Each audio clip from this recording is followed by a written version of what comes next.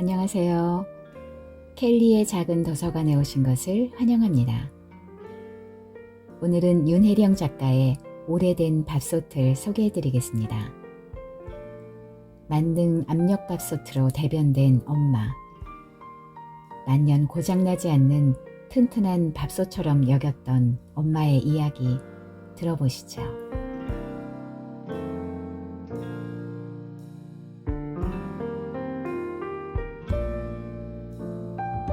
엄마의 아침은 엄마가 밤새 골아대는 코골이만큼 숨차고 시끄럽다.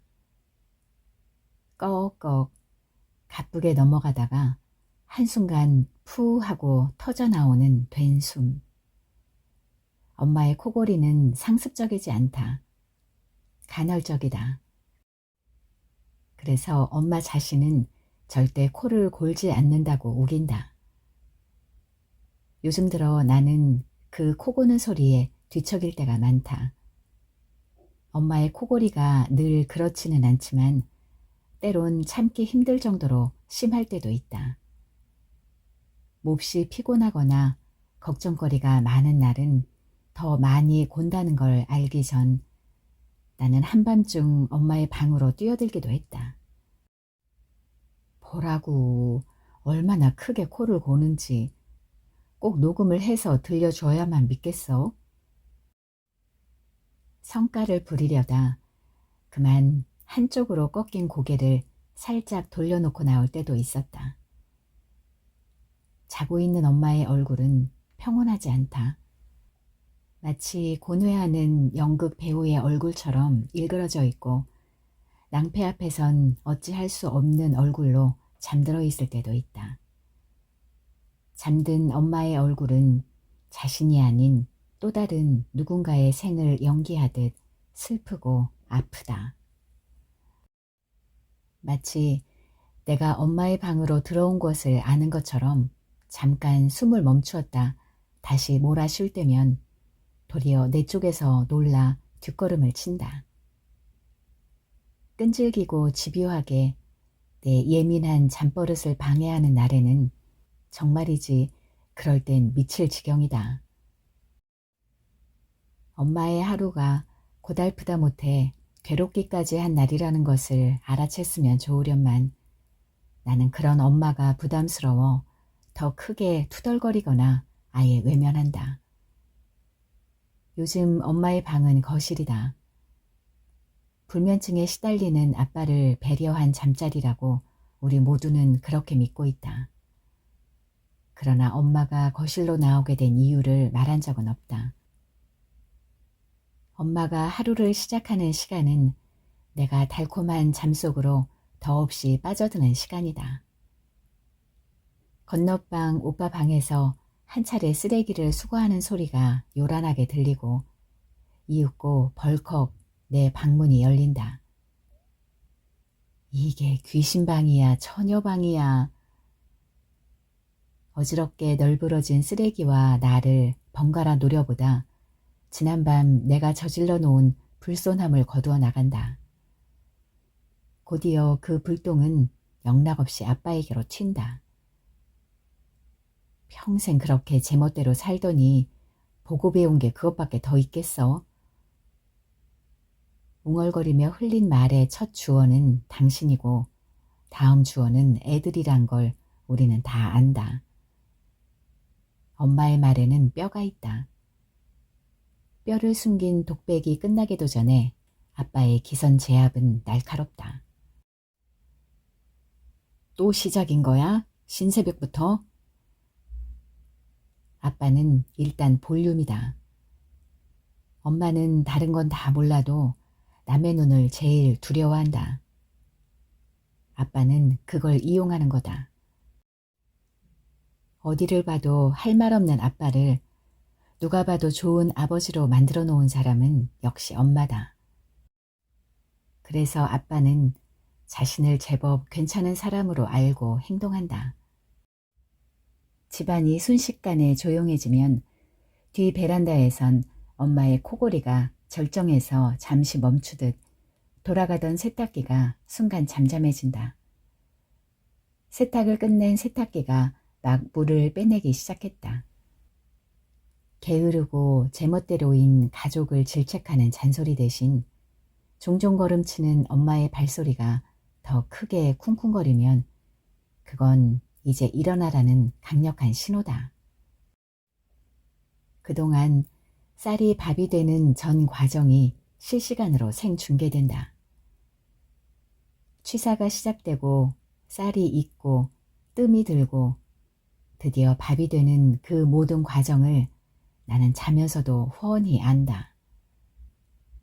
완벽하게 차진 밥이 되기 위해 압력밥솥은 마지막 숨을 토해낸다. 쏴. 밤새 자신의 생을 날것으로 익혔던 엄마의 된 숨소리가 터져나오고 나서야 같이 은 밥 냄새는 온 집안으로 퍼진다. 밥이 차지기 위해 갇혀있던 공기는 엄마의 가슴에 갇혀있는 공기와 닮았다. 엄마는 차진 밥을 짓기 위해 평생 가슴에 공기를 가두었다. 내가 오래 낙담하지 않고 별 갈등 없이 재수를 선택할 수 있었던 것도 엄마의 작품이다. 청춘의 1년은 앞으로 살아갈 날들에 비하면 아무것도 아니다. 청춘의 실패는 돈 주고 사서도 한다. 값진 도전을 해보지 않고 소중함의 의미를 어찌 알겠는가. 뭐 그런 말들을 한 사람도 엄마다. 우리 집 형편?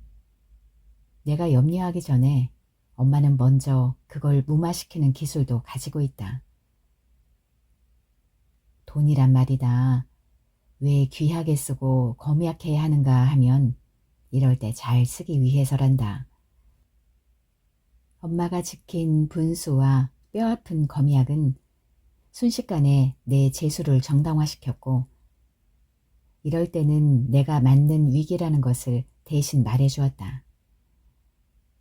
나뿐만 아니라 오빠가 자퇴를 하고 전공을 바꾸었을 때도 아빠가 실패를 했을 때도 어김없이 그것은 명약으로 쓰였다. 피는 못 속인다고 나는 아빠를 꼭 닮았다. 생김새뿐만 아니라 생각까지. 속속들이 억지이고 막무가내인 내가 때로 군더더기 없이 산뜻해지거나 날씬해졌다면 그것은 두말할 나위 없이 엄마의 가슴에 불어난 공기의 대가일 것이다. 압력밥솥으로 못하는 요리는 없다. 된밥, 진밥, 영양밥, 잡곡밥. 밥은 물론이거니와 떡, 죽, 찜, 탕, 전골, 장조림, 튀김에 이르기까지 온갖 일품 요리가 뚝딱 이 솥 하나로 완성된다. 그뿐인가? 전기 압력밥솥은 보온과 예약에 이르기까지 친절하게 안내한다. 그것은 공기의 과학이며 공기의 철학이며 공기의 인문학이며 공기의 경제학이며 나아가 공기의 정체학이기도 하다. 밥의 종류가 왜 다양해야 하는지, 차진 밥이 인간의 미래를 어떻게 유혹하는지, 따스한 밥 한 그릇이 인간을 얼마나 따뜻하게 만드는지, 또 얼마나 빠른 시간 안에 허기를 채울 수 있는지, 더운 밥 앞에 녹지 않을 마음이 있는지, 시쳇말로 만능 엔터테이너다. 엄마가 그렇다. 엄마의 가슴에 공기를 가둘수록 안 되는 일은 없다. 만약 누군가 밥상을 뒤엎는 몰상식한 행동을 했다면 그것은 염치 없는 자신을 견디지 못해 부리는 행패이지 밥이 문제가 아니다. 요즘 엄마는 곧 어디론가 떠날 사람처럼 틈만 나면 나에게 밥 짓는 법을 일러준다. 꿀맛 같은 밥을 지으려면 말이다. 화력 조절이 관건이야. 밥물이 끓을 때까지 센 불로 가열해야 하고 추가 돌아가면 불을 낮추어 뜸을 들이고 10분 정도 기다리다 불을 꺼야 해.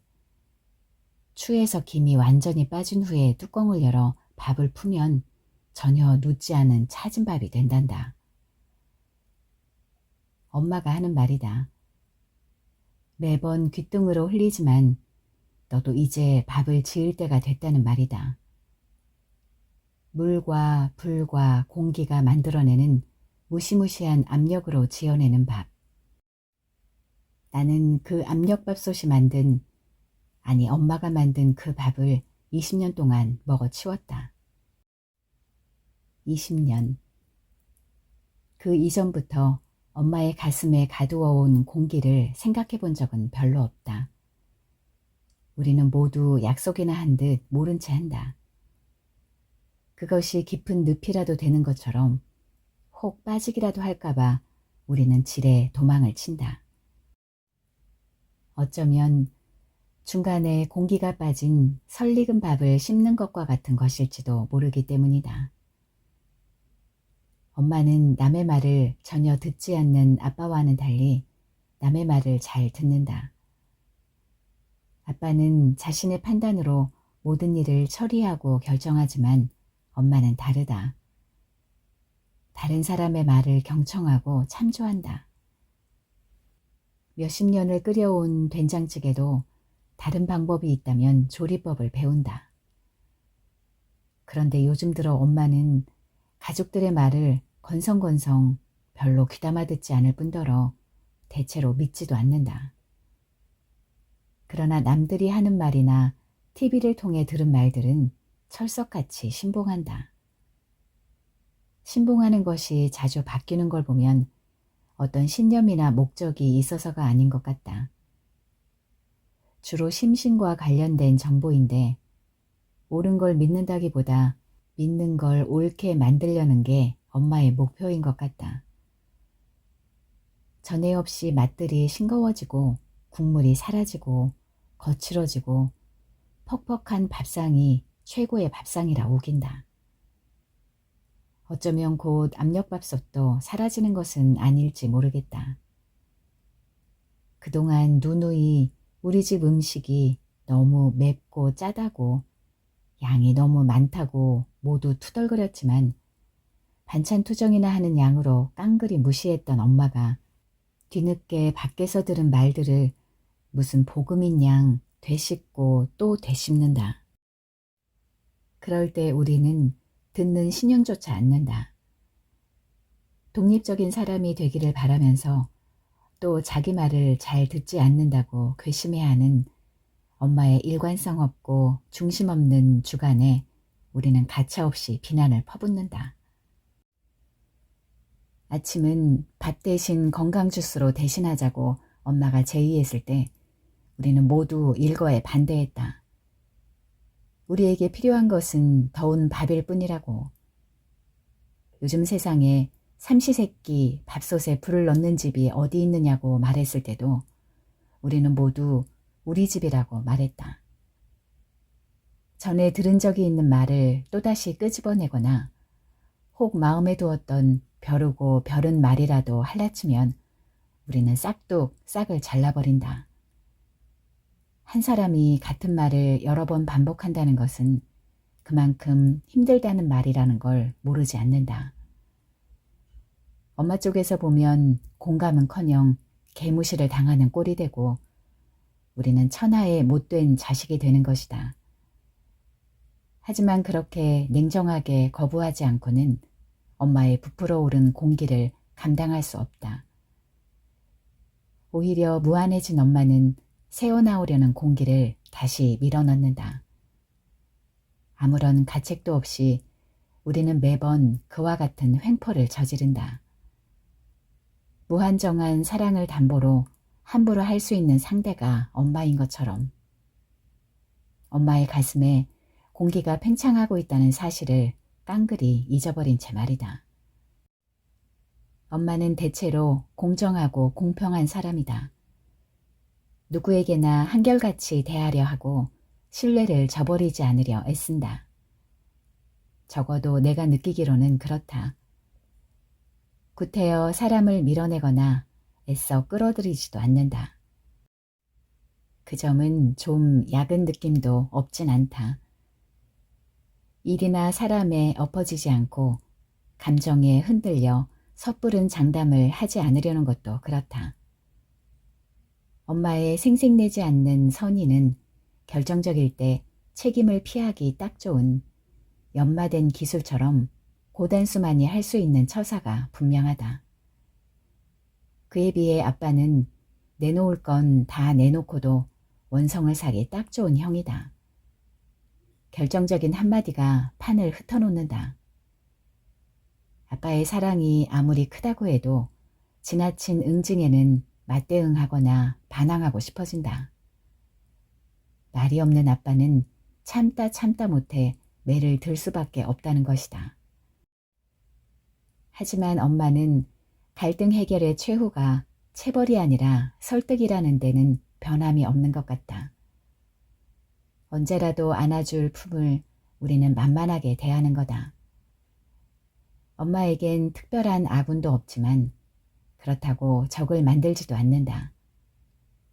적이 없어서이겠는가? 갈등을 최소화하자는 전략이 아니었을까 싶다. 엄마는 고마움과 감사함을 깊이 간직하는 사람이다. 사소한 물건 하나도 소중하게 간직하며 의미를 되씹는다. 받은 것은 언젠가는 반드시 갚을 줄 아는 자신만의 윤리를 만들어가는 사람이라고 나는 믿는다. 특히 내가 존경해 마지 않는 점은 지난 일을 기억했다 꼭꼭 들추어내지는 않는다는 점이다. 상대의 잘못을 쉽게 용서하지도 않지만 그렇다고 이미 지나간 것을 지적하는 법도 없다. 엄마의 마인드다. 그런데 엄마 스스로는 결벽증이 있고 완벽을 추구하는 사람이라고 말한다. 때론 쓸데없는 배려가 지나쳐 자신이 감당할 수 없을 정도로 곤란에 빠지기도 하고 피곤함을 자초하기도 한다는 거다. 그러나 시간이 지나고 나면 절대 소용없는 일이 아니라는 것을 알게 된다고 한다. 아이러니는 어디에나 있기 마련이다. 배려라면 남을 위한 것처럼 보이지만 실은 엄마 자신의 결벽과 완벽함에 충실한 것이 아니었나 싶기도 한다. 농부가 소몰이를 하듯 우리를 앞세우고 등을 미는 사이 엄마는 소위 말하는 명품이란 걸 가져본 적이 없다.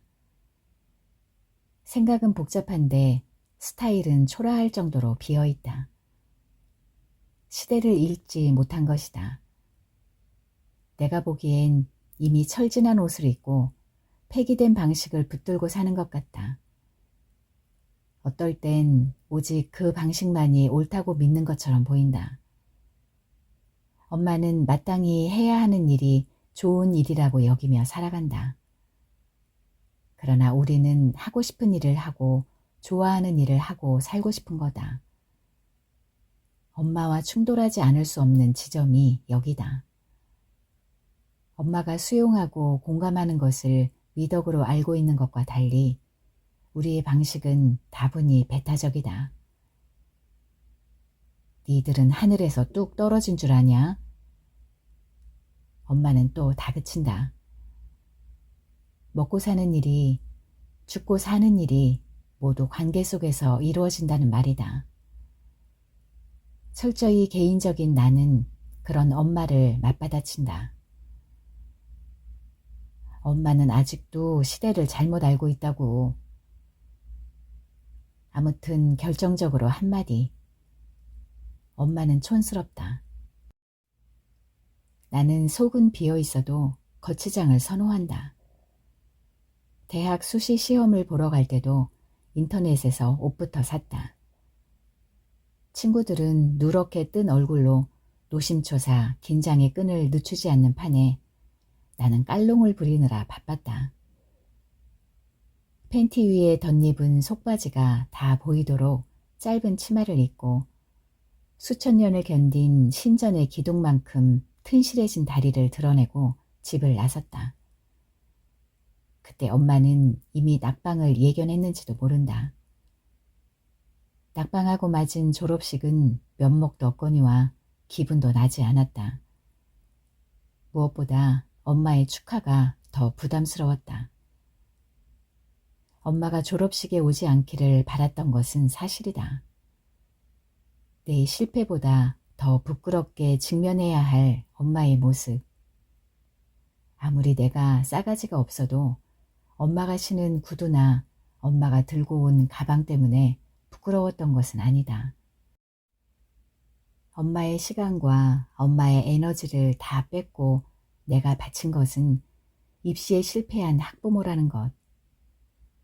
졸업식장에서 엄마는 자신의 실패처럼 미안함을 조용히 참으며 마음껏 졸업을 축하했고, 나는 내 실패보다 엄마를 활짝 웃게 만들지 못한 죄책감으로 부끄럽고 아팠다. 그래서 더 차갑고 불손하게 굴었다. 마치 엄마 때문에 부끄러운 것처럼. 엄마가 들고 있는 가방과 구두가 부끄러운 것처럼 엄마를 따돌리며 화를 냈다.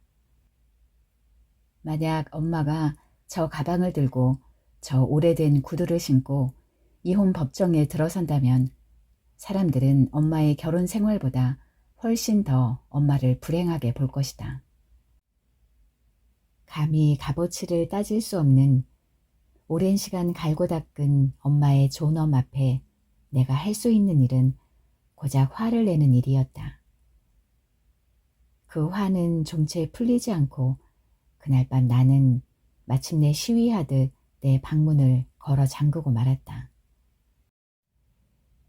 오빠는 엄마의 구두나 가방 따위로 나처럼 엄마를 무시하지는 않는다. 오빠가 엄마의 심정을 좀 더 헤아려서가 아니다. 오빠는 엄마가 어떤 구두를 신고 어떤 가방을 들고 있는지조차 모른다. 그가 아는 것은 오직 여친의 기호다. 그의 마음은 온통 그쪽으로 향해 있다. 그녀가 얼마나 크게 웃는가, 그녀가 얼마나 서글프게 우는가, 또 그녀가 얼마나 반짝이며 무엇을 원하는가, 그녀의 감정이 어떻게 표현되는가에 따라 오빠의 향방이 결정된다. 오빠에게 엄마의 웃음과 눈물과 한숨은 과거형일 뿐이다. 그의 영혼과 시간은 오직 그녀의 손에 달려있다. 오빠가 내 졸업식에 오지 않은 것은 그날이 여친의 생일날이었기 때문이다. 나도 뭐 별로 상관하지 않는다. 내 휴대폰으로 짧은 축하와 쿠폰을 보낸 이상 더 바랄 게 없다. 우리 가족이 양은 냄비로 지은 설익은 밥처럼 푸설푸설 따로 노는 것은 그리 생소한 일이 아니다. 오히려 결속하고자 들면 그것이 더 어색한 일일 게다. 일방통행, 규칙만 지킨다면 매우 효율적이다. 번잡지 않고 사고 날 위험도 적다. 그런 오빠는 지난날 엄마의 가장 뜨거운 존재였다. 첫 아이였고 엄마에겐 지금껏 경험하지 못한 세상이었으니까. 그만큼 두려웠고 그만큼 기대했고 믿었던, 말하자면 엄마 자신이 만든 세상의 첫 신이었던 셈이다. 있는 힘을 다해 바친 뜨거운 밥상이었다. 그래서 엄마와 오빠는 많이 닮아있다. 목젖이 다 보이게 크게 웃고 뚝뚝 운다. 엄마가 입을 크게 벌리고 활짝 웃는다면 오빠는 소리를 지르며 목젖이 훤히 들여다 보이도록 웃는다. 엄마가 뜨겁게 눈물을 흘렸다면 오빠는 북받치는 감정을 주체하지 못해 엉엉 소리내어 눈물을 쏟는다. 첫사랑과 이별했을 때다. 우리는 무슨 큰 물이 진 줄 알았다. 가관이었다. 그리고 휴학을 하고 세상을 떠돌았다. 그때 비로소 엄마의 가슴에 큰 물이 졌다. 오빠가 돌아왔을 때 우리 집은 세계대전이 종식된 듯 평화의 시대를 맞았다. 졸업식장에 잠깐 얼굴을 내밀고는 벌써 주차장 차 속에 앉아 있었을 아빠는 아싸리 쌈박하다. 아빠의 아이러니는 늘 이렇다. 자신의 소심함과 무능함을 침묵과 볼륨으로 해결한다. 엄마가 조목조목 일의 앞뒤를 밝힐라 치면 단칼로 자른다. 침묵이 얼마나 무서운가 하면 배째라식과 맞먹는 거다. 말하지 않겠다는 것은 때론 할 말이 없다는 것을 반증하기도 한다. 그래서 아빠는 일단 볼륨이다. 스스로 강한 척 내질러 놓고 본다. 나지막한 엄마의 저력을 선제 공격하거나 기선제압하는 방법을 택한 것이다. 엄마가 실패와 축하를 구분할 수 있는 데 비해 아빠는 낙심함을 감추고 흔쾌히 축하할 인물이 아니다. 실패를 정면 대결할 힘이 없으므로 쿨하게 피하는 거다. 남자답다고? 비겁한 거다. 이게 딸이 아빠에게 보낼 찬사가 아닌 줄 안다. 공공연히 쉬쉬하는 정곡을 찔러보는 거다. 시대를 못 읽기는 아빠도 마찬가지다. 아빠는 안과 밖을 확실히 구분한다. 그렇다고 완벽하게 밖에 충실한 것 같지도 않다. 한번 크게 쓰러지고는 그 고통이 온전히 엄마에게 전가되었다는 것만 봐도 그렇다. 표현은 강하고 쿨하다 못해 다소 독하기까지 한데 배포나 의지는 그에 미치지 못하는 것 같다. 실제로 행동에 비해 말수가 적으므로 신중해 보이기도 하지만 정확히 말하면 가시돋친 준열함이다. 자신에게 엄격하다기보다 타인에게 엄격함을 요구하는 것이다. 나는 그런 아빠를 쏙 빼닮았다. 거두절미하고 자르는 내 표현 방식에 비해 모든 게 허술하고 허실하다. 엄마의 유전자를 더 많이 물려받았다면 자신에게 엄격하고 지루하지만 신중할 수는 있었을 텐데. 적어도 수시 시험을 치르던 날, 첫 출사표를 던지는 날의 자세는 좀 더 단정했을 것이다. 쿨한 아빠는 지금까지 줄곧 화를 자초했는지도 모른다. 노국 공주가 죽자 공민왕은 슬픔에 빠진 나머지 다른 부인들에게 자신의 호위무사들과 동침하게 했다. 그것이 화를 자초하고 말았다. 물론 노국 공주는 엄마가 아니다. 비유가 너무 치욕적이고 극단적일 수도 있지만 그만큼 엄마의 인생에 괴로움과 외로움을 주었던 사람이 아빠임엔 분명하다. 아빠는 엄마에게 연인도 친구도 남편도 아닌 강력한 주인이 되고 싶었던 걸까? 엄마의 생일은 물론 어떤 기념일을 기억했다는 말을 한 번도 들은 적이 없다. 마음이 동하지 않은 일은 죽어도 하지 않는다. 아빠에게 싫은 건 싫은 거다.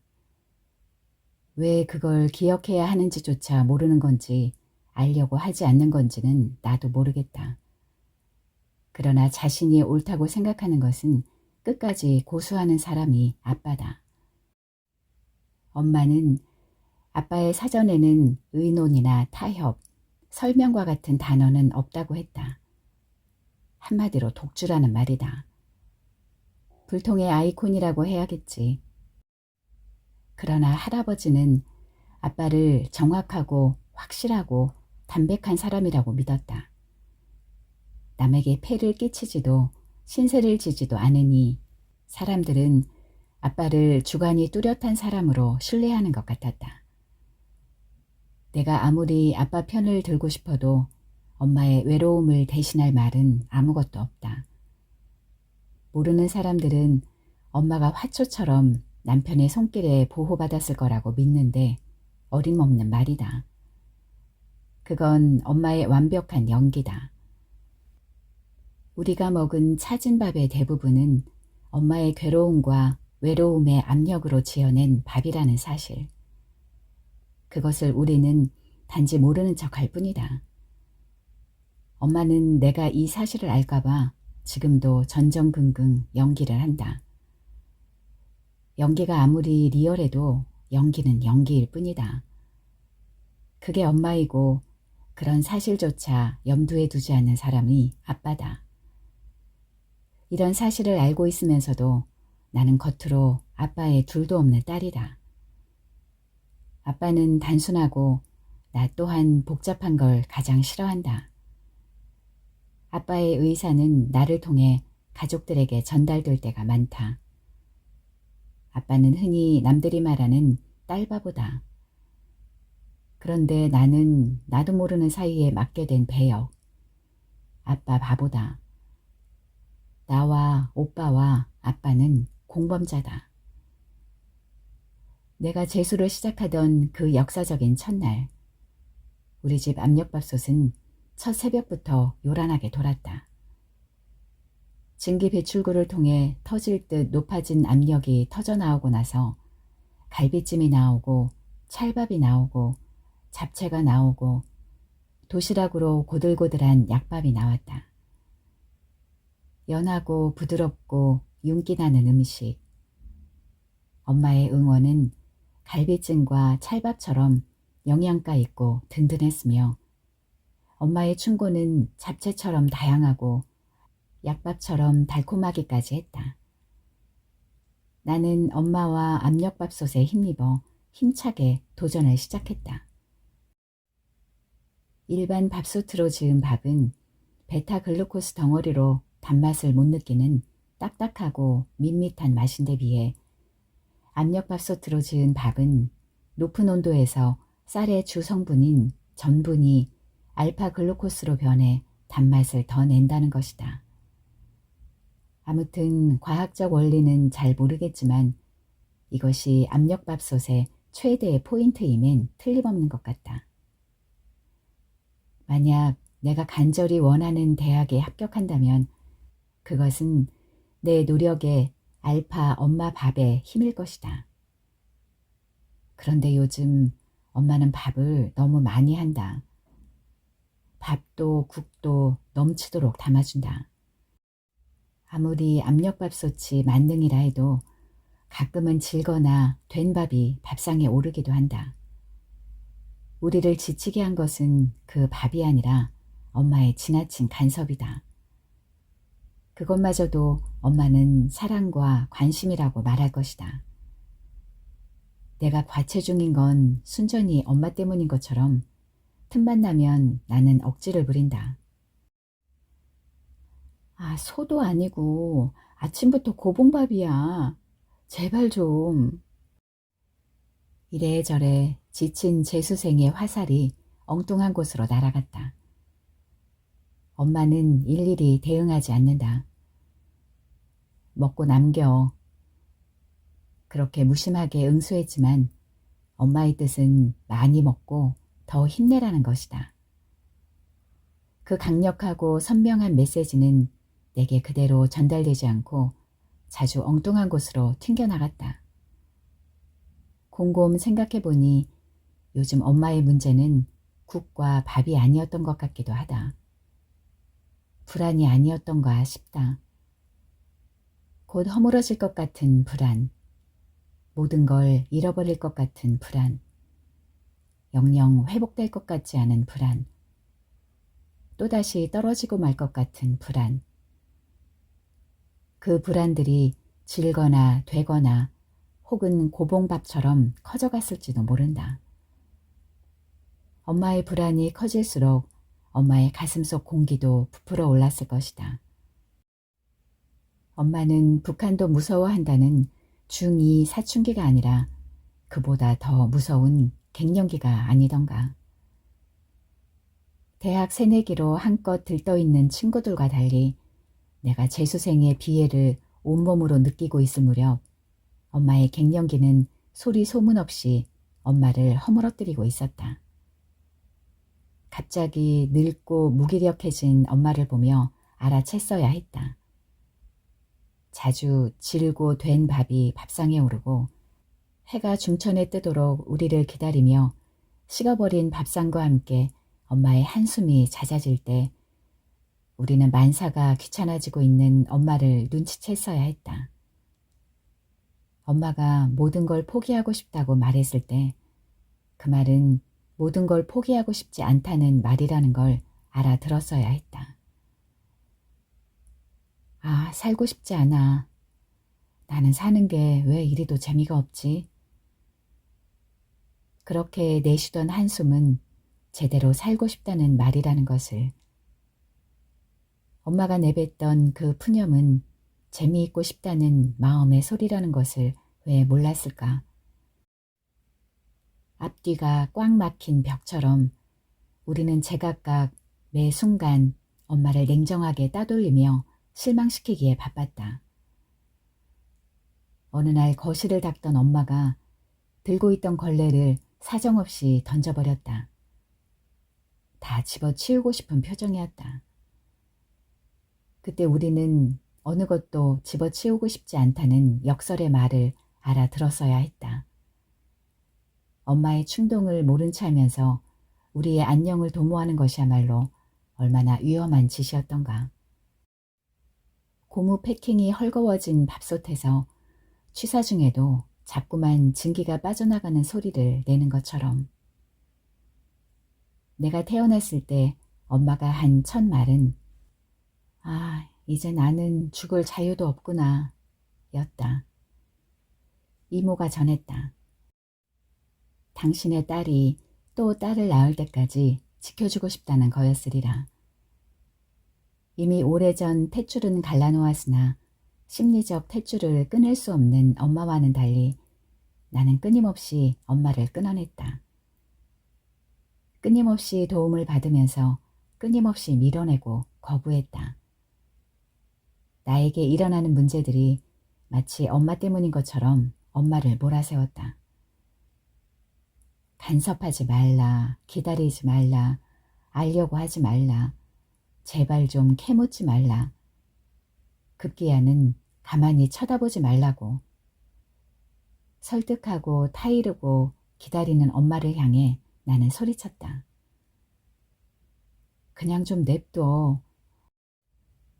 사랑을 구속으로 치부하는 딸을 바라보던 어이없는 엄마의 눈빛. 엄마는 나를 자신의 인생이라고 여겼고 나는 강요하고 지시하는 것으로 받아들였다. 나이에 비해 급속도로 나빠진 엄마의 시력은 그런 딸년이 보기 싫어서였는지도 모른다. 받되 돌려주지 않겠다는 이기심. 그건 나뿐만이 아니었다. 오빠와 아빠도 별 다르지 않았다. 아빠가 또 여행을 떠났다. 사업상이라고 했지만 내 눈에는 일탈이었다. 골프 가방과 선글라스와 모자와 옷과 구두가 깔맞춤으로 패셔니스타를 방불케 했다. 보무도 당당하게 아빠가 현관문을 나서고 난 뒤 엄마를 보았다. 오빠가 입던 티에 내가 입었던 바지 차림의 엄마. 늘어지고 색바랜 다 큰 자식들의 헌옷을 입은 엄마는 의외로 패션 테러리스트처럼 떳떳했다. 근데 하필 그날 보지 말아야 할 것을 볼 게 뭔가 말이다. 어느 날 내가 재수생이 되고 말았듯 삶의 도처에는 예측 불가능한 것들이 항시 잠복해 있었다. 모처럼 집에 있는 오빠를 위해 압력밥솥에서는 갈비탕이 끓고 우리는 여행 대신 받은 보상처럼 먹게 될 한우 갈비탕을 기다리고 있었다. 구수한 냄새가 퍼지고 있을 때쯤 압력추에서 이상하리만큼 큰 소리가 났다. 순식간에 국물이 사방으로 솟구쳤다. 마치 거대한 분수처럼 걷잡을 수 없이. 놀란 엄마가 허둥지둥 불을 껐지만 분수는 좀채 멈추지 않았다. 국물을 다 토해버린 갈비탕은 다시 물을 붓고 끓였지만 온 집안을 난장판으로 만든 미끌미끌한 국물을 닦아내느라 엄마는 땀을 뻘뻘 흘렸다. 낭패로구나. 엄마가 그 말을 토해낼 때 비로소 나는 그것이 낭패라는 것을 알았다. 갈비탕은 압력밥솥에 매뉴얼이 없는 음식이었고 취사 용량을 초과했던 것이다. 엄마는 더 많이 먹이고 싶어하고 우리는 그것에 질려 더 멀리 달아났다. 엄마의 노고에도 불구하고 오빠는 갈비탕을 먹지 않았다. 약속이 생겼고 급하게 외출을 했다. 오빠가 엄마의 마음을 몰라준다고 해도 진국이 빠진 갈비탕을 먹기 싫어 나간 것은 아닐 것이다. 피치 못할 약속일 거였다. 그러나 엄마는 달랐다. 그 밥상을 뒤로 하고 아무 말 없이 안방으로 들어갔다. 그리고 얼마 후 나는 소리 죽여 울고 있는 엄마의 울음을 들었다. 흐느끼는 울음은 당장의 감정이 아니었다. 그 울음의 긴 서사를 절실히 가늠할 길도 울음을 막을 길도 없었다. 나는 안방으로 뛰어들지 않았다. 위로에 어떤 말도 하지 않았다. 엄마를 무시하거나 미워해서가 아니다.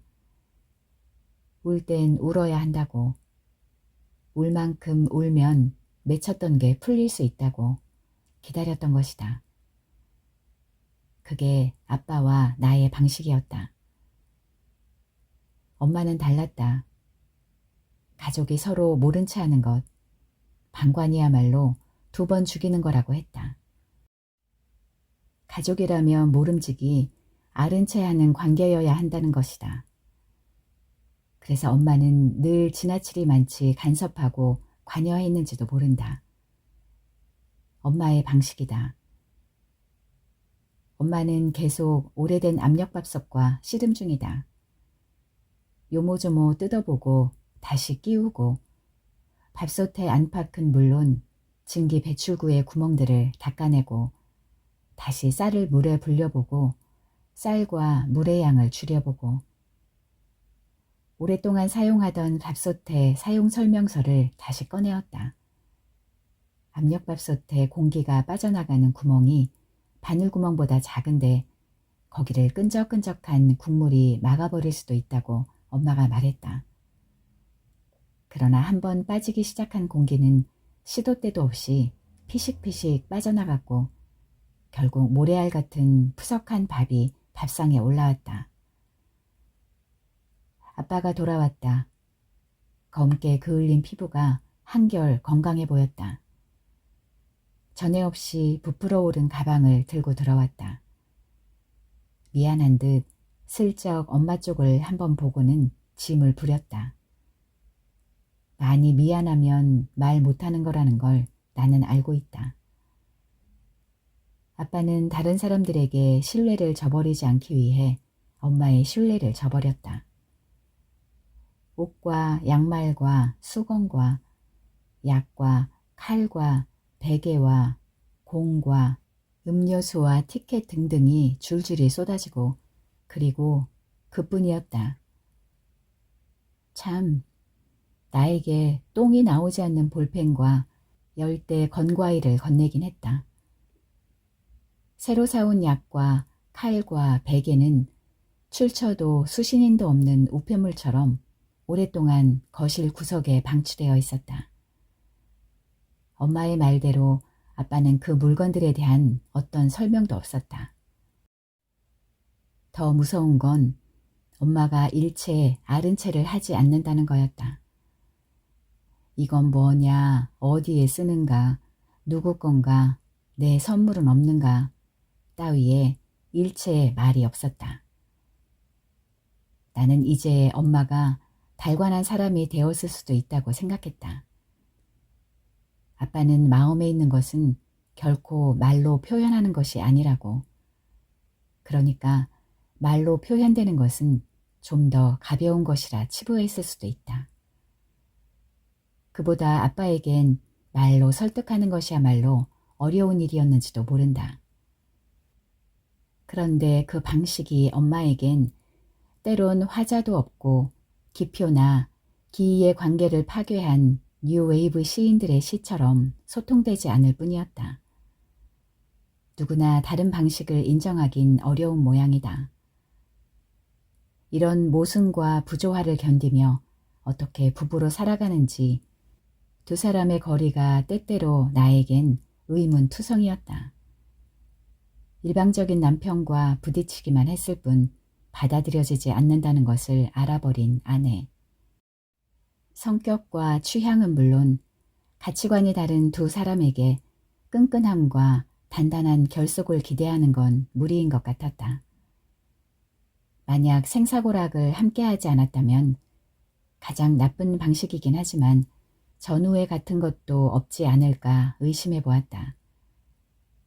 어쨌든 일방적으로 희생을 강요할 자격은 아무에게도 없지 않은가. 그런데 참 이상한 건 엄마 아빠의 사랑이 미화될 수도 없지만 쉽게 허물어질 것 같지도 않았다. 두 사람이 비극적이고 불가피한 이별을 경험한 것도 아니고 무엇보다 오랜 친구였다는 사실 때문에 말이다. 아빠에게 최후의 변론이 허락된다면 이렇게 말하지 않을까? 내가 뭘 그리 잘못했는가? 그 말은 곧 치명적 사실의 가해자가 아니라는 주장일 터이다. 내가 아는 것은 거기까지다. 엄마의 공기 속에 부풀어 있는 낱낱의 분자는 알 수 없는 노릇이다. 사람들은 흔히 재수를 필수라고 말하는데 그거야말로 피해야 할 필수 항목이다. 20살의 혼란은 세상에 아름다운 시는 단 한 편도 없는 것으로 만들었다. 시적 언어들은 문장보호 하나, 조사 하나, 띄어쓰기 하나도 음악이 될 수 있는 것인데 이제 그것들은 시어의 의미를 새기고 시의 상황과 화자의 정서와 태도를 살피고 주제를 가늠하고 시에 쓰인 표현법을 알아내는 지문에 불과했다.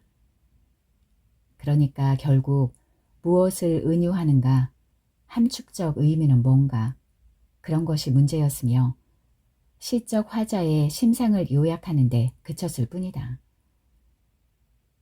여름에 들면서 심리적 부담은 최고조에 달했다. 좌절과 회의와 유혹이 번갈아가며 애써 다잡아 놓은 의지를 무너뜨렸다. 병든 닭같이 시들해진 나는 낮과 밤을 거꾸로 기면과 불면의 상태에서 벗어나지 못했다. 처음 재수를 시작할 때의 다짐과 분발심은 새는 증기처럼 피식피식 빠져나가고 근근히 유지해오던 모의고사 성적은 곤두박질 쳤다.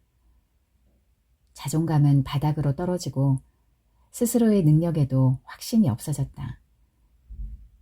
좌절감과 죄책감으로 나는 더욱 엄마를 신경질적으로 대했다. 그 여름 낮잠을 자던 엄마가 벌떡 일어나 앉았다. 엄마의 코골이는 이제 낮잠까지 침범해버렸다. 더 이상 우리에게 기대도 그리고 제어도 할 수 없게 된 것처럼 자신의 코골이에 놀라 일어난 엄마는 큰 물이 지나간 들녘을 내다보듯 한참을 그 자리에 앉아 있었다. 아마도 그 후부터였던가 엄마는 뒤돌아보는 일 따윈 하지 않았다. 그것은 대대로 내려오던 분청사기 병이 아니면 재주를 담지 않았던 우리 집의 가래가 스테인리스 주전자로 바뀐 것처럼 변하지 않는 본질이 있다고 믿었던 자신의 믿음을 깨어버리는 것과 같은 것이었다. 내가 말이다. 그때 용기를 냈어야 했는데 처음부터 아니다 싶은 건 시간이 지나도 아니었어. 일찌감치 백기를 들 걸 그랬나 봐. 그런 말들을 다시는 하지 않았다. 아빠를 향해 좋은 부모가 되기 위해선 우선 부부가 좋은 관계여야 한다는 설득도 더 이상 하지 않았다. 과거는 과거일 뿐, 과거는 흘러갔다. 는 식의 유행어를 빌리지 않더라도 엄마는 더 이상 지난 일을 들먹이지 않았다. 그것이 아무 소용없어졌음을 깨달았던 것일까? 아니면 엄마의 세월을 전적으로 받아들인 것일까? 우리가 진정 몰랐던 것은 엄마의 어제가 아니라 엄마의 내일이라는 사실이다. 우리에게 내일이 중요하듯 엄마에게도 그렇다는 것을. 아빠의 실패와 오빠의 가출과 나의 낙방과 같은 엄마를 실망시킨 무수한 것들과 우리가 저지른 거절과 무시와 무관심들이 맞부딪히며 압력을 상승시켜 엄마의 가슴속 배출구를 막아버릴 수도 있음을 왜 생각하지 못했을까? 그렇게 매번 엄마의 애정어린 관심을 지나치다고만 몰아세웠을까? 왜 그 모든 게 귀찮기만 했을까? 엄마에게 그것이 불안과 공포를 불러왔을 수도 있을 텐데 말이다. 시시때때로 밀려오는 거센 물살을 온몸으로 막아내는 동안 엄마에게 앞질러 불안이 왔다면 득달같이 뒤따라온 것은 다름 아닌 감성이 아니었을까 싶다. 코골이가 심해질수록 엄마의 감성은 날로 더 예민해지고 풍부해졌다. 멍하니 앉아있는 시간이 많아졌고 먼 곳으로 향해 있는 눈빛은 자주 아득하고 충혈되어 있었다. 눈빛이 아득하든 붉게 물들었든 우리에게 엄마는 엄마일 뿐이다. 엄마의 첫사랑이 아무리 절절했어도 엄마가 바라보는 풍경이 아무리 아름다워도 엄마에게 불변의 아름다움은 우리라는 것. 그렇게 서슴없이 갑질을 해대며 우리는 엄마에게 불변의 갑이었다. 확고한 기득권은 무리하기 일반이지 않는가. 우리가 엄마를 막 대하는 것은 엄마를 무시해서가 아니다. 엄마를 그만큼 믿기 때문이다. 우리가 아무리 막되먹은 행동을 해도 엄마는 이해할 것이고 용서할 것이고 덮어줄 것이기 때문이다. 엄마는 영원한 우리 편이니까. 아빠가 겉과 속이 다르게 엄마를 대했다면 나 역시 그랬다. 호의와 냉정이 거꾸로 가긴 마찬가지였다. 엄마에게 더 따뜻하게 대하고 싶었지만 점점 냉정한 딸이 되었으니 아마 언젠가는 청개구리처럼 비오는 강가에서 한없이 울어야 할지도 모를 일이다. 이상하게도 지금까지 나는 아빠 편인 꼴이 되었는데 실은 그렇지 않다. 단지 아프고 괴로운 곳을 의식적으로 피했던 것뿐이다. 차진 밥을 짓기 위해 화력이 더 세야 하듯 엄마의 가슴속 공기가 차오를수록 우리는 더 매몰찼고 더 모른 채 외면했던 것이다. 어쨌든 복잡해지는 건 딱 질색이니까. 내가 두 번째 수능을 치른 다음 날 기다렸다는 듯이 우리 집 압력밥솥이 다시 일을 내고 말았다. 오랜만에 맞은 평온한 저녁이었고 그날의 메뉴는 삼계탕이었다. 외출해서 돌아온 엄마가 늦은 저녁을 차리느라 동분서주했다. 우리는 배가 고프다고 저녁을 재촉했고 엄마는 화력을 최대한 끌어올렸다. 압력밥솥의 밥은 고열해서 적은 시간 안에 조리되어야 더욱 맛있어진다. 압력 상승으로 인해 내부의 온도가 높아지기 때문이다.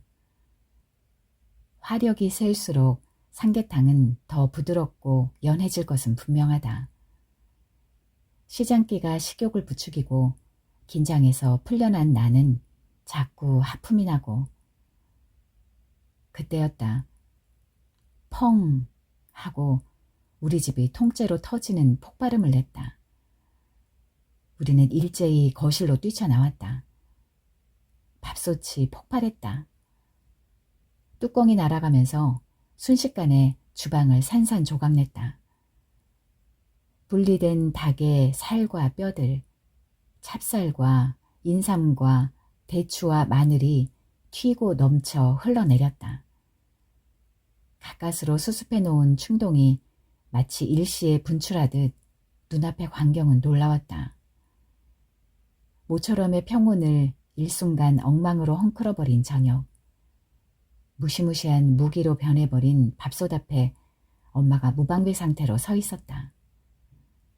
엄마가 우리를 제지하며 혼잣말을 흘렸다. 낭패로구나. 다음 날부터 우리는 당분간 차진 밥에 질린 사람처럼 보글보글 숭늉이 있는 냄비밥을 먹게 되었다. 어쩐 일인지 엄마는 밥솥을 새로 사지 않았다. 우리는 구수한 숭늉의 맛에 끌려 차진 밥을 잃어버릴 것 같았다. 며칠 후 밥솥 대신 전에 본 적이 없는 가방을 보게 되었다. 크고 깊숙한 가방은 우리들이 들고 나는 엄마의 방, 거실에 방치되어 있었다. 우리는 그 가방에 대해 아무도 물어보지 않았다. 그때까지 우리는 버려야 함이 다시 살고 싶음의 다른 언어라는 것을 아무도 알아채지 못했다. 그리고 얼마 후 우리는 밤이 이슥토록 엄마를 기다리고 있었다. 엄마는 돌아오지 않았다. 엄마가 돌아오지 않았을 때 우리는 모두 새 밥솥을 기다렸다. 그런데 시간이 지나면서 나는 짐작하게 되었다. 엄마의 가슴속 공기가 찰대로 차버렸다는 것을, 가두기만 할 뿐 빠져나가지 못했다는 것을, 내부의 압력이 지나치게 높아 배출구를 막아버렸다는 것을, 용량을 초과한 내용물이 통째로 터져버렸다는 것을,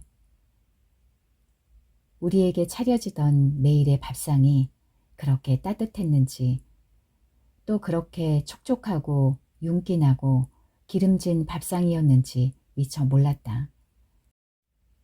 엄마가 돌아오지 않는 동안 나는 생각이 많아졌다. 견디는 사람은 견디기 마련이고 부리는 사람은 부리기 마련이라는 말은 지독한 언어 도단이라는 것을 생각했다. 지나치게 믿는 것은 학대와 다르지 않다는 것도 많은 생각들이 불러온 생각이었다. 설 읽고 탄내가 나는 흩어지는 밥알을 씹으며 나는 매일 물과 불과 시간과 맞서 싸우다 망가진 엄마의 밥솥을 떠올렸다. 엄마와 함께 사라진 압력밥솥은 뒤 베란다 세탁기 옆에 널브러져 있었다. 주방에서 볼 때와는 달리 반쯤 뚜껑이 열린 채 얼룩지고 녹슬고 부풀어 있었다.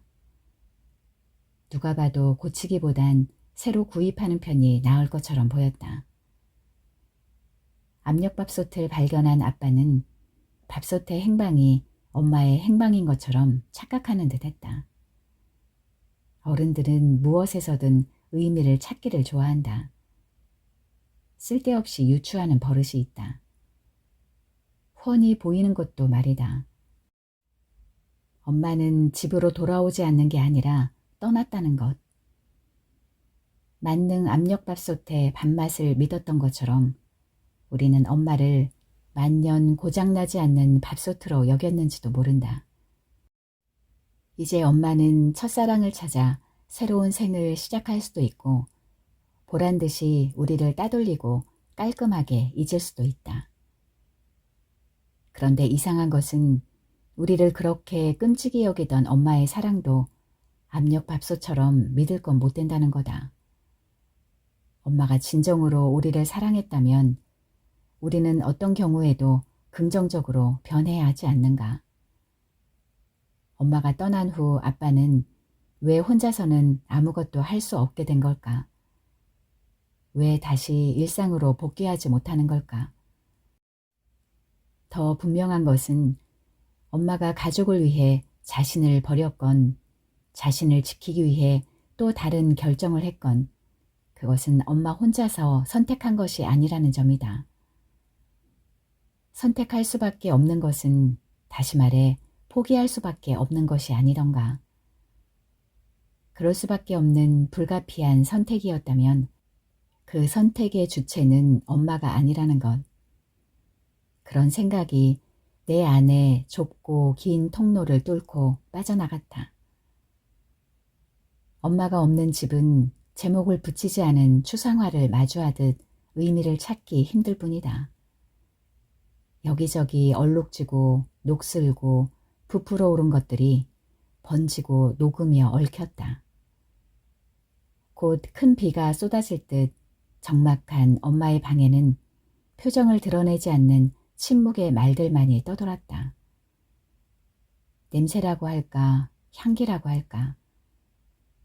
엄마 대신 남아있는 익숙한 향과 철진한 가방과 구두와 옷가지들. 나는 지금 그것들을 붙들고 따질 여념은 없다. 그러나 오래도록 거기에 앉아 있어야 할 것만 같다. 당연했던 것들이 낯설어질 때까지.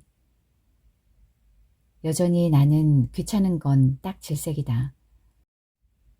그러나 앞으로 엄마 집과 아빠 집을 오가며 나는 서로의 안부를 전해야 할지도 모른다. 이제 내가 전하는 안부는 실제 사실과 다를 수도 있고 새롭게 재구성될 수도 있을 것이다.